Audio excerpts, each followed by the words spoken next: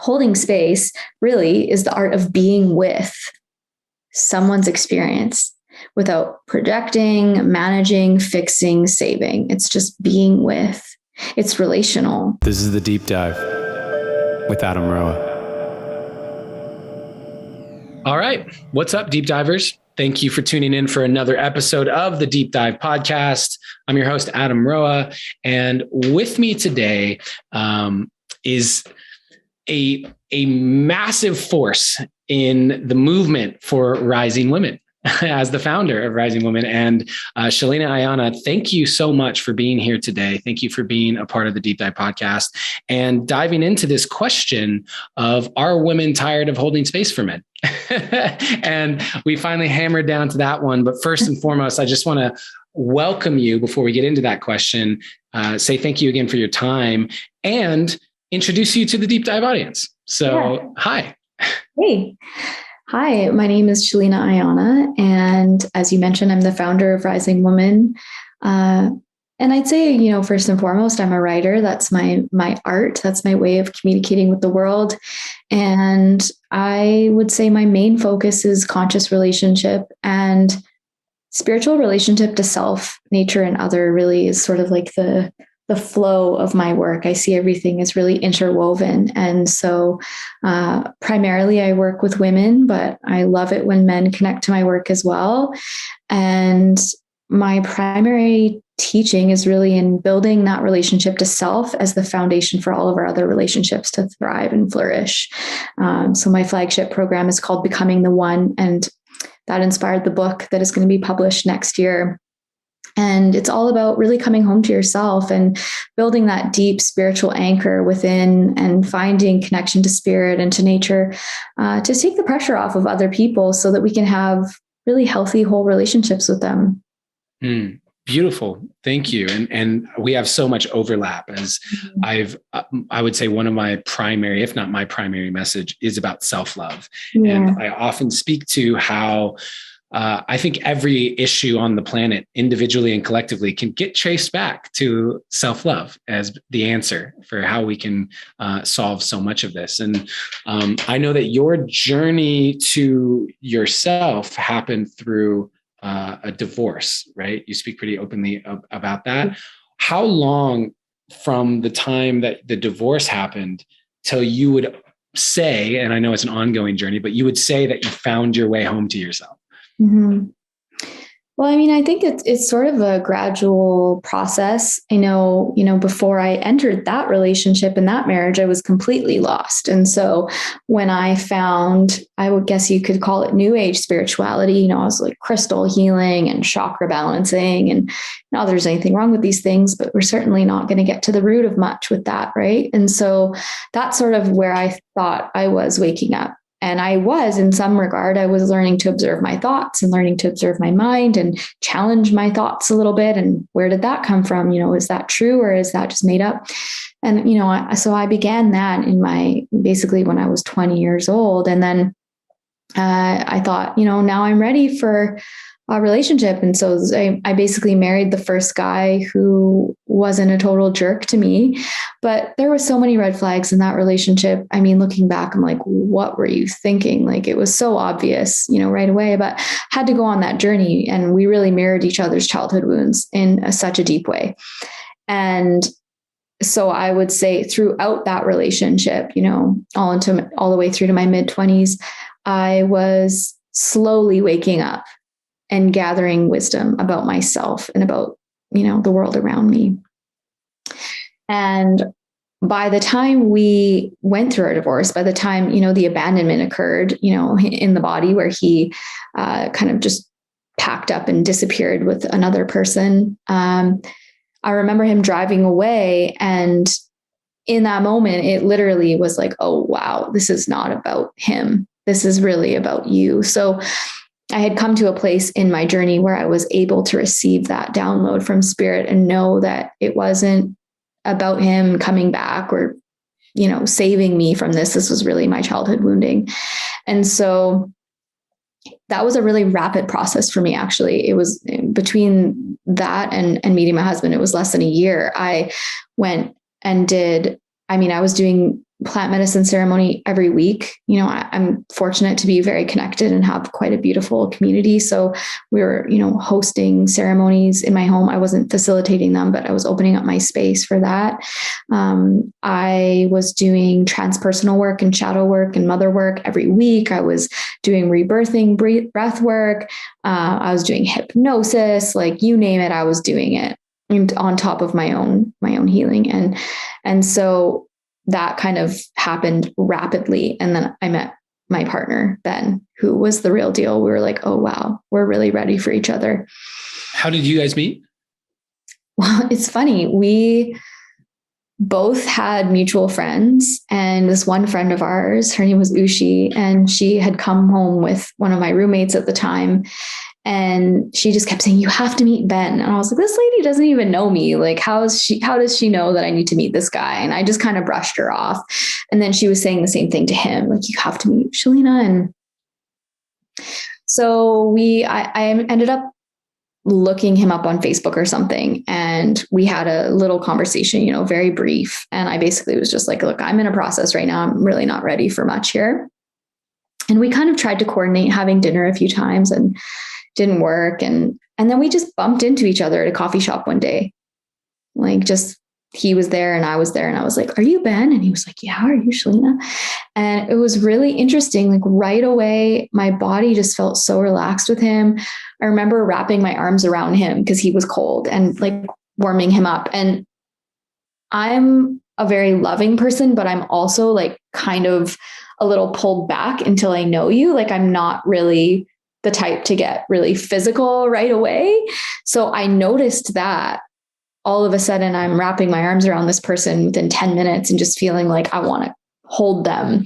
And I just felt really happy around him. And I really liked his joy. He was very playful and expressive. And that's a really powerful core value for me. Like, I love to play. Last night I was, using a pop bottle and dancing around my kitchen, belting out, Alan Jackson country music from the 90s. So I really like to play. And I noticed right away that he was playful. And so that began our friendship. And it was like a fast and slow courtship. We did a lot of qualifying. We asked a lot of questions. We slept over at each other's houses constantly, but we didn't have sex because we were like really trying to be intentional. And then we negotiated our partnership. Like, we made agreements before we entered it. So it was a really cool process, and it did happen fast. And we didn't plan that. I wanted to be single for like 3 or 4 years. He didn't want to be in a relationship till he was 35. He ended up getting married at 35. So you don't get to control how life unfolds. How long were you dating before you were married? 4 years. Okay. Wow. So, the process, so from the divorce to, meeting him, was about a year. Yeah. Just less than a year. But deep work, like you dove in. Oh yeah. It was insane. It was like, I lived and breathed it. I didn't go on one date during that time, like not one. I had so many invitations.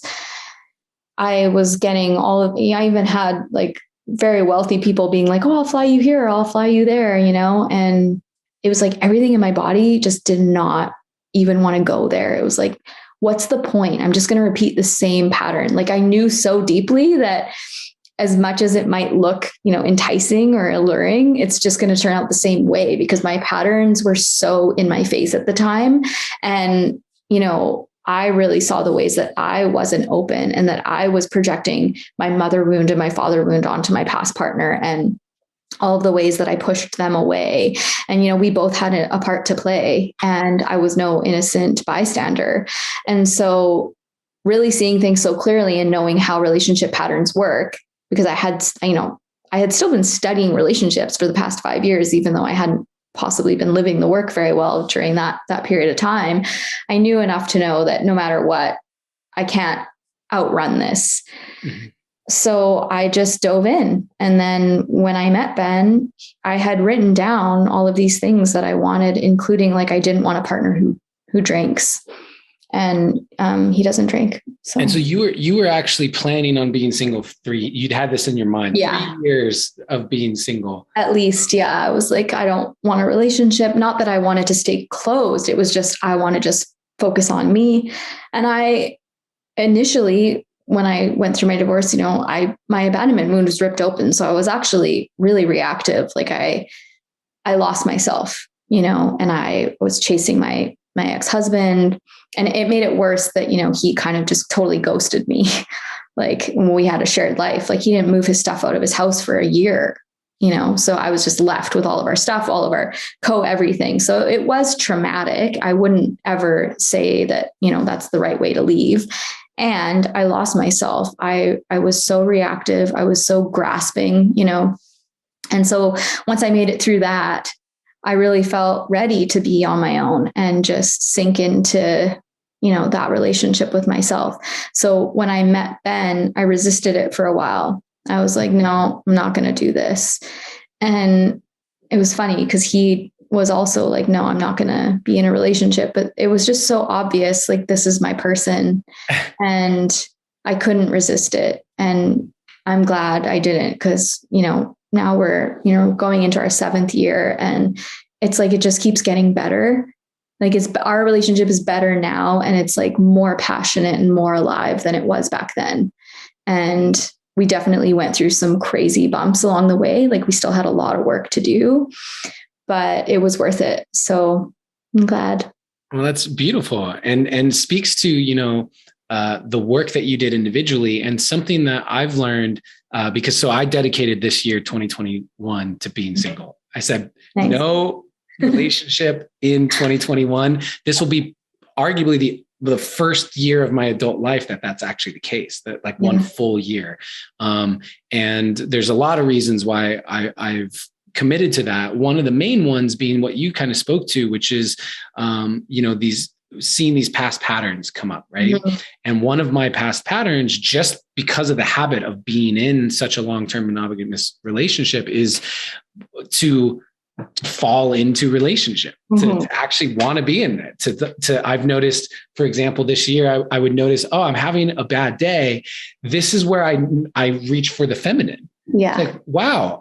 Every bad day that I've had for basically 13 years of relationship, there's been someone to call or someone physically present to help soothe that. Mm-hmm. And so a big thing for me has been, I want to know that the next relationship I get into isn't actually just habit.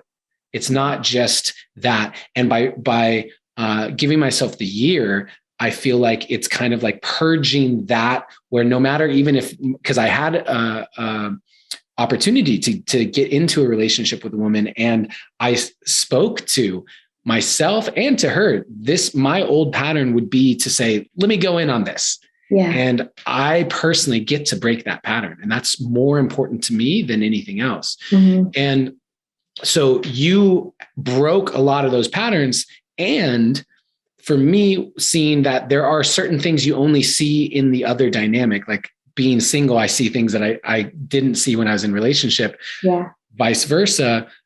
With your year of being single, there's probably still a lot of work to do, that you unraveling the wounds from the relationship, mm-hmm. previous one, that could only be done in the new one. Mm-hmm. And that kind of brings me to our question today, which is, are women tired of holding space for men? I'm curious, coming out of a divorce like that, but having done so much work, was he holding more space for you? Were you holding space for him? Like, what was the dynamic initially? Well, I mean, definitely I was the one in a bigger process at the time. And I actually wrote him a letter pretty early on. And I said, look, here's where I'm at. I've done a lot of work, but I still have a lot of work ahead. I was like, I haven't fully healed this wound. It's very raw. I was betrayed in pretty much every way you can imagine in that relationship ending. Even though I wanted it to end, I don't think anyone can prepare themselves for that type of ending. You know what I mean? Because just because you want the relationship to end doesn't mean you want it to end like that.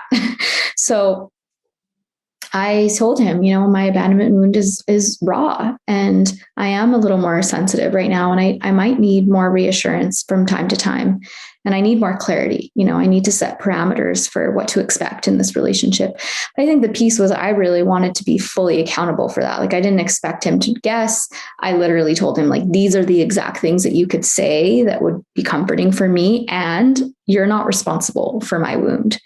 And that was a very important piece, because we had agreed that from the beginning, we were going to be in a conscious relationship. I actually told him I'm not interested in being in partnership unless we agree that we both want to use this as a vehicle for spiritual evolution together. Spiritual partnership is what I want. And he was like, yeah, I want that too. When we were first getting started, I was dealing with the fact that I had just had all of my money taken from me unexpectedly. I was in a huge state of chaos in my financial life, like I was completely rebuilding. And so there were times where I was like really scared and needed him to just hold me and tell me that everything was going to be okay. And he did that. I also, I worked with a therapist still, and I also have a strong community of friends. And so I didn't rely on him as my sole source of comfort. And in fact, there were times where I actually needed financial support in that time, because I had lost everything. And so all of a sudden I couldn't even pay my bills. I went from having a business to having it ripped from under me. And so, I had another friend who was willing to support me, and they lent me money that I was able to pay back later. But I just really wanted to have a clean relationship with Ben. And it was too early on, even though he said he would support me if I needed it. I just didn't want to infuse any of that into the dynamic. And I felt safer to, talk to my therapist and rely on my friends as well, as instead of just making him my everything, which is what we do in relationship a lot of times. In conventional relationship, we rely on the person that we're in romantic partnership with to be our everything, to be our world, to hold it all for us. And it's not healthy to do that, and it's not realistic.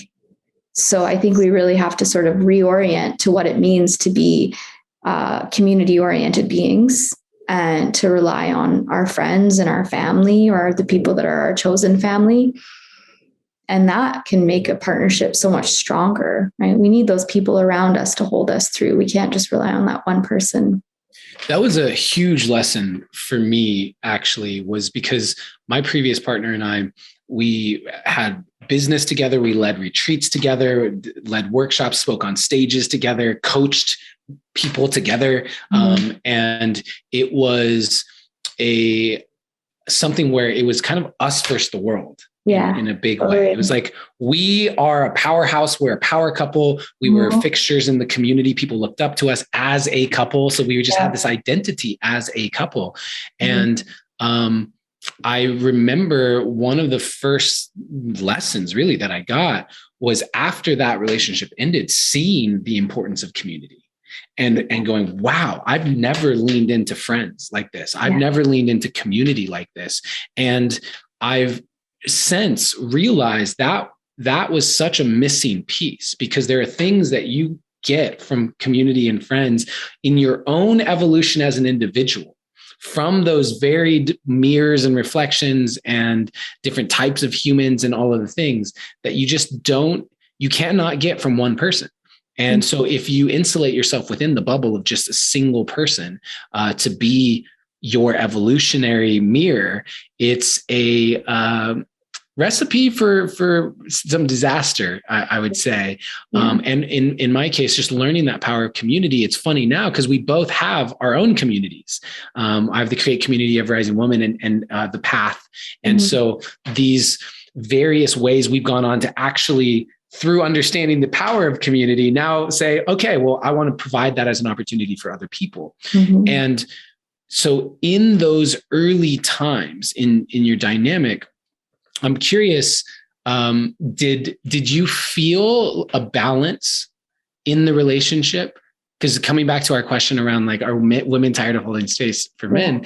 I'm curious if it felt balanced and has felt balanced the entire time. Is it a pendulum swing, or has there been a point where it's like, okay, we have to have a serious talk because it's now out of balance? Mm-hmm. Yeah. We've never come into that dynamic, actually, Ben and I. That was my dynamic in my previous relationship, my previous marriage. Actually, I was constantly holding space for them. And it was just endless, and you didn't really have anyone else. And it was the same. It was you and me against the world, both of us just like in our wounded old patterns, and, him playing the role of like depressed underfunctioner, and me, savior, hero, rescuer. And it was all very convoluted. And in the end, it all blew up in our face. That's how things go. So in my relationship with Ben, we never encountered that. But I think the part about that is that we both had other people and structures set up. We both knew that wasn't the way that we wanted to go. And Ben joined a men's group, which he's now a co-executive of the Samurai Brotherhood. He runs Evolving Man, his podcast. And, he also works with the same teacher that I was working with at that time. And so he had his men's group to go to, and he has a group of brothers who he brings his stuff to. And I have my own friends who I bring my stuff to. At the time I was running women's groups as well.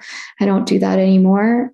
And so we've always sort of valued that. Like we've always valued the, like, don't dump all of your stuff on one person. I know for myself too, when I go to Ben, it's not that he can't reflect back to me and like be in an emotional space with me ever, but it's not his primary mode. Like he's got an engineer brain. Like if he wasn't a counselor, it's fine. He would have definitely been an engineer. So he's very much looking to solve problems, and he's great at it, So if I need solutions, I know that I can count on him. When I really just want to be deeply, deeply met in an emotional space, I have some really beautiful girlfriends that I can go to that I know can relate to me on that level effortlessly. And so it's a balance for me of choosing, I want to show him myself and reveal myself to him and invite him into that space because it's healing for him. And I don't expect it from him all the time, and it's sort of like that with him. Like he doesn't bring a lot to me. He brings a lot all to his men, and they work through that together. And early in our relationship, I think the biggest thing that came up with us was that I felt resentful that he didn't know how to hold space. Like if anything, that was the pattern, whereas like very low capacity to be with my emotions and my intensity because of what our patterns were coming in. He grew up in a family where the emotional climate was very cool and sort of avoidant. And he also had a really intense sibling that he had to shelter himself from. So big emotions were triggering. And then I was representing that like disruptive energy. So he would just shut down and like fall asleep. Basically, he'd become exhausted immediately. And then I would be like, you never hold space for me and blah, blah, blah. And it was me just, wanting him to save me from my emotions. So let's talk about that hold space. Let's zone in on that with holding space. Yeah. For people who are listening to this and going, well, what does holding space even mean? Yeah. How would you describe holding space? So it's a very like ambiguous term, isn't it? Holding space. What does that mean? And then people make it about masculine and feminine because they say like the masculine is the consciousness and the feminine is the movement and the energy and whatever. I mean, we're all of those things all of the time, right? And so, yes, I believe in feminine, masculine dynamics, yin, yang. It's everywhere in the universe. And what I like to say is it's a container to play in, not to live in. And that's my truth, right? Some people, they live it and that's great. Do that. Some people are all the way down that rabbit hole and that's the way that they approach everything. And it's all about polarity. And I love that. Everything is about polarity, but it's not fixed for me. Holding space really is the art of being with someone's experience without projecting, managing, fixing, saving. It's just being with. It's relational, and it goes both ways. And so, we are relational beings. We are designed to be in relationship with other people. Our nervous systems co-regulate and calm down in the presence of a warm, loving person. We know this from attachment. When we're babies, our nervous systems need to attach healthfully for us to be secure. And if we don't attach properly, then we're insecure, we're avoidant, or we're anxious. We're not able to regulate, right? And the whole idea of like being independent and having to figure it out all on our own, that's some old, really individualistic spiritual teaching that really only works if you actually plan to go be a monk on the mountain. Like if that's your choice, then great, but don't inject that teaching into relationship. It's difficult to find how that teaching is beneficial if you're living within society. Mm-hmm. Like if you actually have to interact with other human beings, not knowing how to co-regulate, not knowing how to communicate through your triggers, not knowing how to hold space is going to make your social dynamics quite difficult. So when we think about holding space, and I think you did a good job of explaining that, and I would say that holding space in many ways, it's like creating the container, creating the opportunity for someone to express in a way that they feel safe to do so. And so one of the biggest things for me has been, I feel like you can only hold I'll say from what I saw in myself and what I see most people is that I was only able to hold space to the level that I had become comfortable with my own emotions. Yes. So when I didn't have a healthy relationship to anger, meaning for me, anger made me incredibly uncomfortable and I would just shut down when anger was present.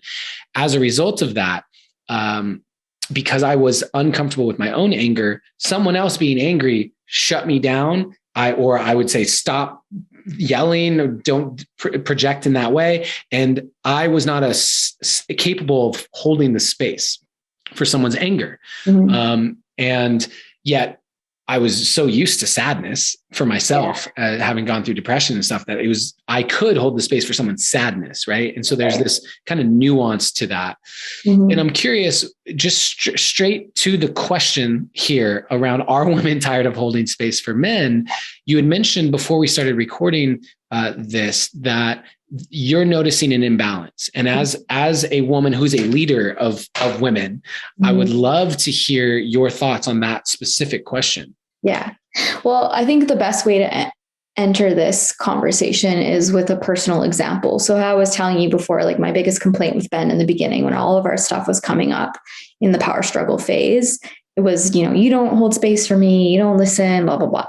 But what was really happening was twofold. Yes, he needed to practice being with emotion more. He needed to widen his capacity to feel, right? And I actually needed to rein it in a little bit and be more responsible for my own emotions. Because what I was doing was, I was in those moments, I was grasping, I was saying, I don't want to be accountable for my emotions. So I want you to just like take whatever energy I'm throwing at you. I want you to be a mountain. I want you to hold it all for me. We hear this in the spiritual community all the time. And I was that, and didn't last long, because it doesn't actually work, and it's not balanced, and it's not honoring, and it's totally immature, if I'm just going to be blunt.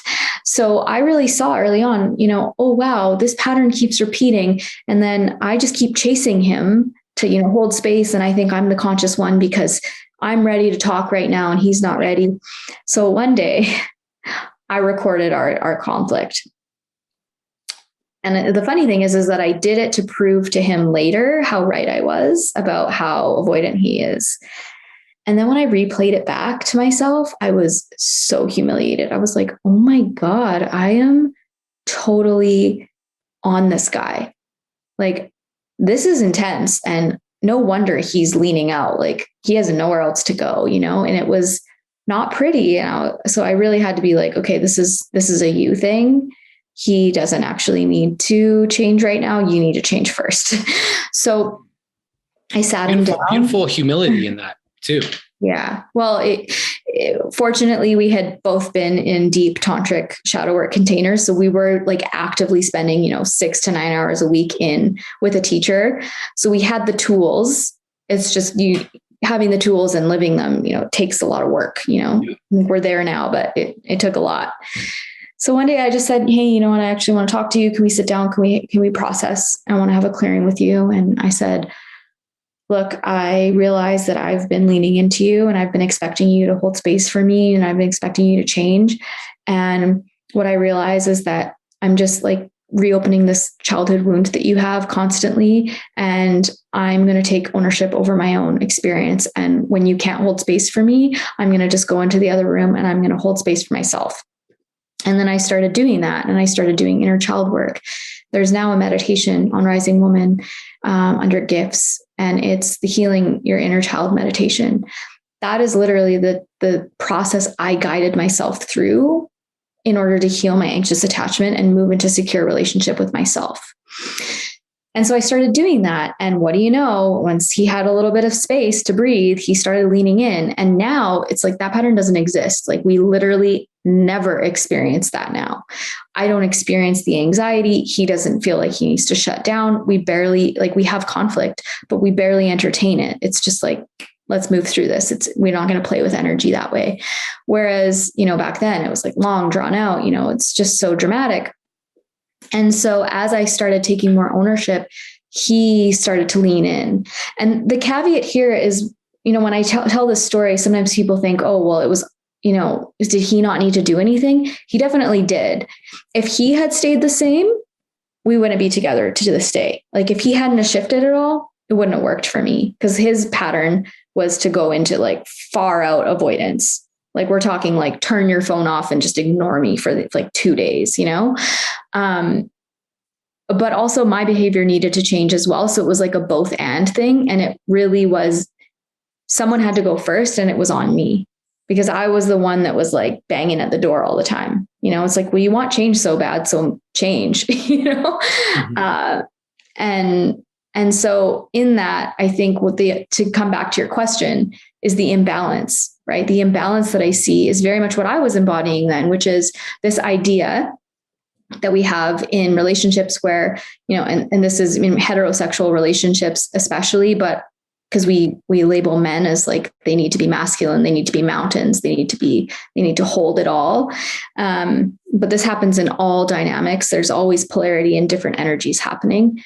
Is we see men need to be mountains. They need to hold all of our shit for us. And we should be able to just throw plates at the wall, or, I read that once in one of David Data's books, something about, throwing plates at the wall, or basically just this idea that we should be able to just fly off the handle or yell at someone or, lash out, and they're just supposed to be stoic and not let that impact them.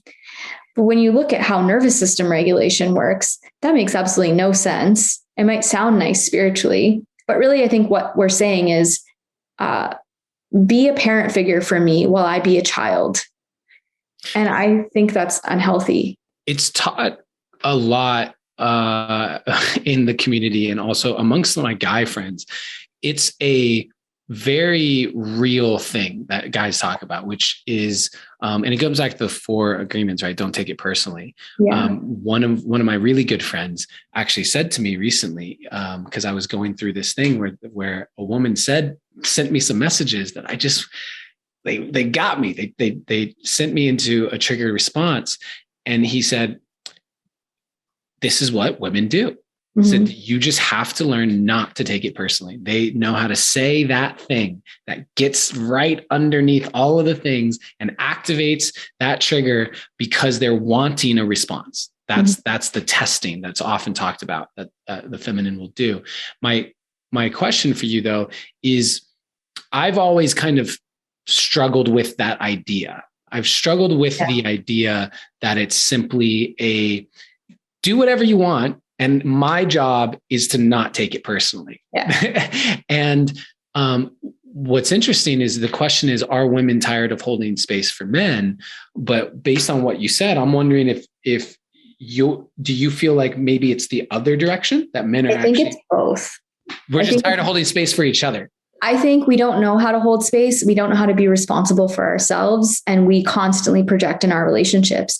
And the level of health that we experience in our relationships is a reflection of how much community support we have. So, like I said, coming back to the men's work and the women's work thing, my husband runs men's groups. They have over 400 members all over the world. They do online squads. They're called Ronin squads. And then they have in-person squads all over. Now, if you have a men's group to go to that encourages you to bring your stuff to the fire, right? And to be held and witnessed by other men, then you don't need to bring it all to your woman or to your male partner, whatever your orientation is, because you have community support. But in this hyper individualistic society that we've built, in these nuclear family structures where everyone has to have their own everything, and like, heaven forbid, you need to borrow a lawnmower or a leaf blower because, you didn't buy your own, even though your neighbor has it all. It's like so individualistic that we've lost the art of extension. We don't know how to reach out anymore. So we do only have our partners. So Ben, as a counselor, he works with tons of men who are in that dynamic, who they are going to their partners for everything. And then they wonder why, the sexual chemistry is gone and the polarity is gone and their partners are exhausted and they don't want to have sex with them because, you're dumping all of your shit onto them. Like, they don't feel sexy. They feel like your mom or they feel like your dad. Whereas, when we create space for polarity with our partners, we branch out, we have other places we can share our hearts and get support. So I have definitely been in a relationship where, I was tired of holding space for a partner. And then I've also been in a relationship, like with Ben, where I was, expecting him to just hold whatever and never have an emotion. Even though that's not really true. Like I did want him to have emotions. It's just, I wanted him to be in a space that he wasn't able to access at the time. And one of the things that I had to really emphasize with him was, hey, just so you can bring your emotions to me too. If you want me to hold space for you, I'm here. It was like this dance that we were doing where he was kind of withholding his own experience as well. And I had to invite him in. And I just think it's a reflection of our culture.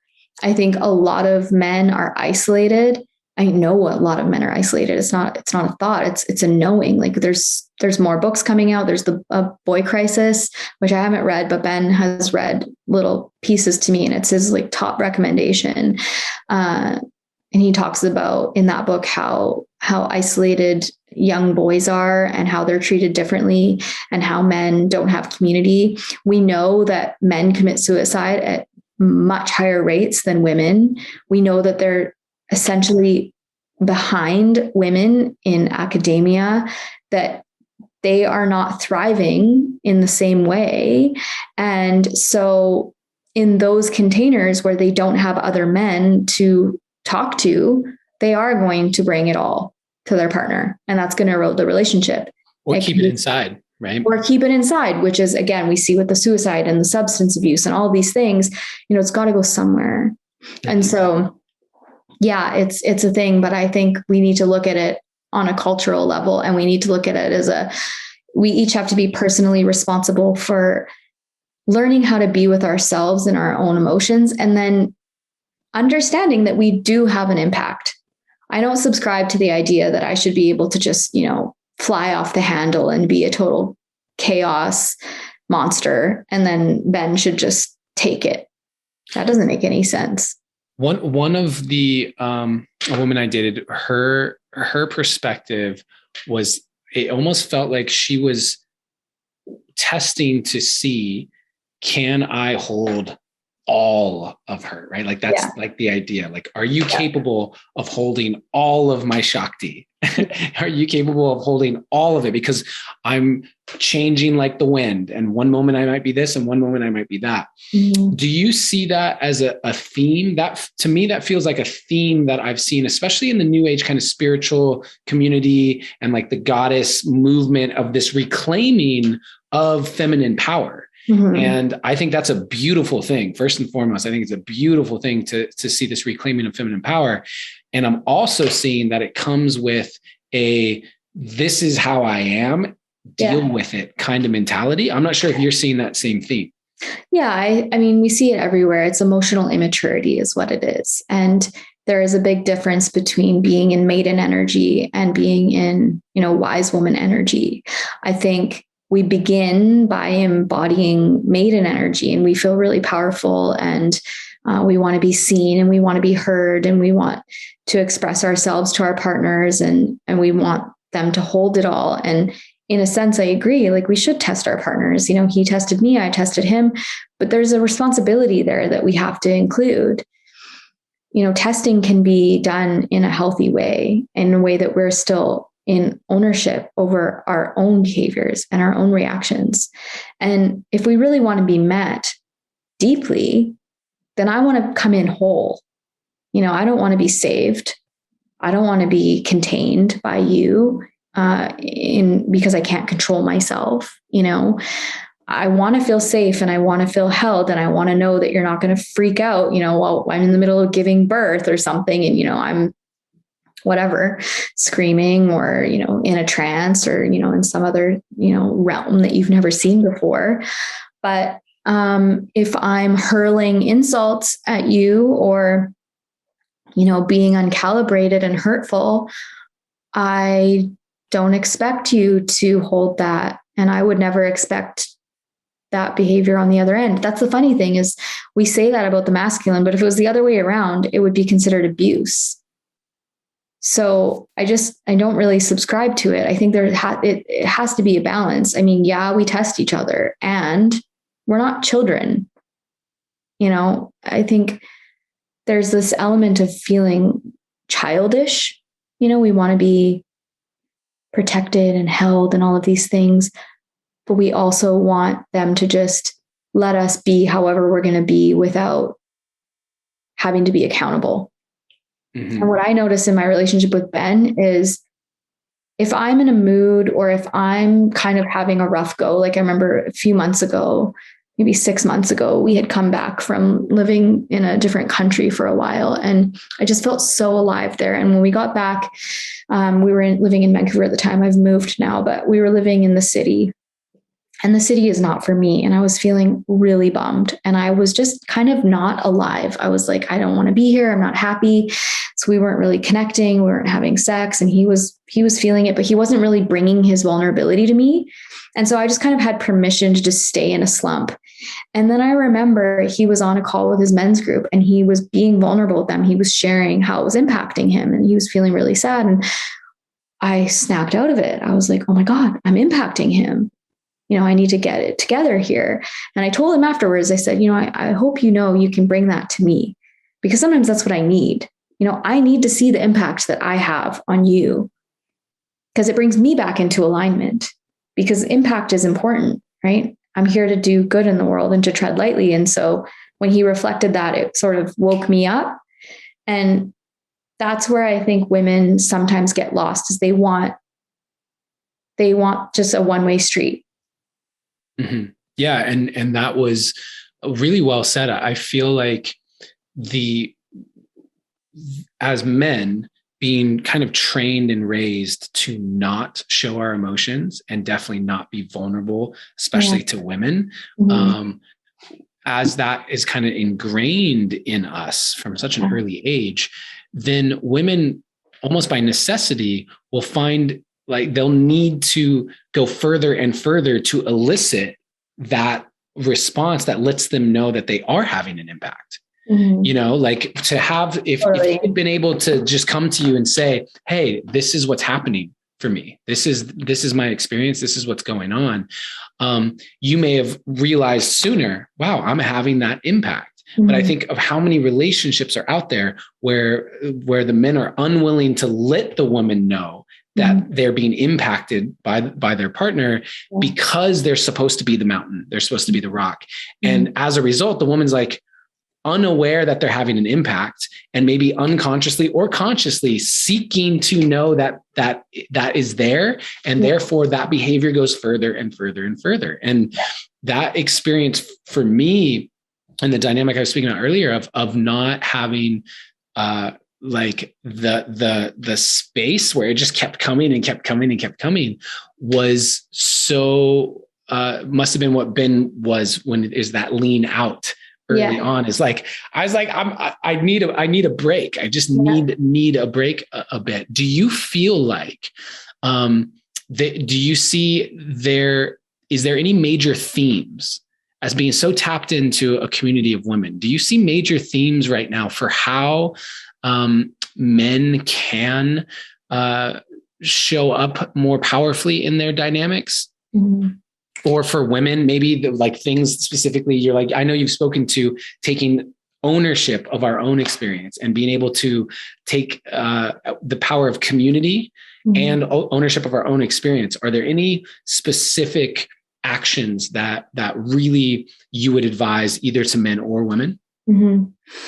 I'd say to all people, learn how to be responsible for your inner world, to really own it. Because even that piece you're talking about, like where we want to push further and further to get a reaction, to be able to catch yourself in that and to know that you're like desperate to get someone's energy, that's when you need to shift. Because it's not about them, like we are responsible for our own energy, and everything that we feed grows, right? And so if we want that pattern to break, we need to direct our energy elsewhere. You know what I mean? I really think every man could benefit from having a men's group, and every woman could benefit from having a women's group.